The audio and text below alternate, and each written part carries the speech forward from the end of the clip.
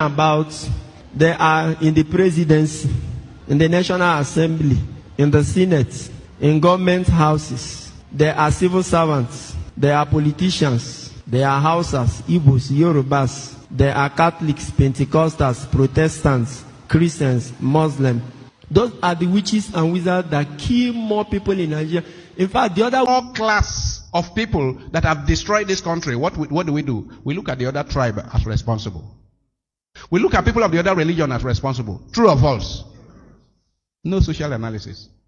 And all leaders of thought should constantly gather their people and teach them and make them know the people who have put us in this mess. And the people who have put us in this mess, they come from north and south and east and west and Igbo and Hausa and Yoruba and Tiv and Jukun, all over.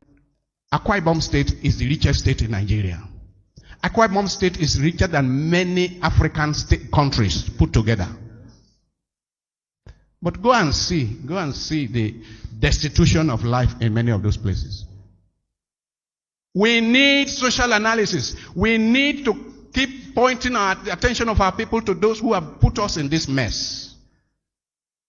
And not just look at, can you imagine anybody coming from Akwa Ibom State, anybody coming from Delta State, to begin to point across the country to the people who are putting them in this mess? Bishe, you are from Delta State. The governor of Delta is not Fulani. Yes. Can you imagine that Delta State, Akwa Ibom State, that anybody from there can point at anybody anywhere, putting them in the mess, when we know the kind of resources that those states have generated? We need social analysis. We need to train our people to recognize that the 95% of Nigerians are oppressed by less than 5% of the people. We need that. I have constantly said in this country, until Nigerians get to a stage to say, no, you can't be minister of power if it is generator that is powering your whole house and you have not provided generator for every other person. You cannot be minister of housing if you are not staying in a government apartment. You cannot be minister of health if you do not have your treatment in this country. You cannot be minister of education if your children are all schooling outside. You can't. Why? Because human beings have self-interest. There is what is called self-interest. If his children are going to go to the government secondary school, he will make sure that government secondary schools are well taken care of.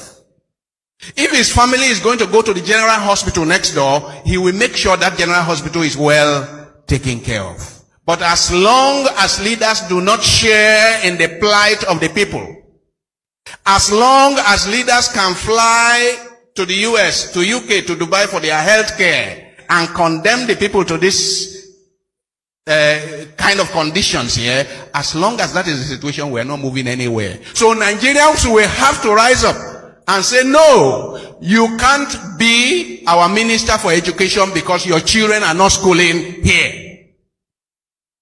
So when you have a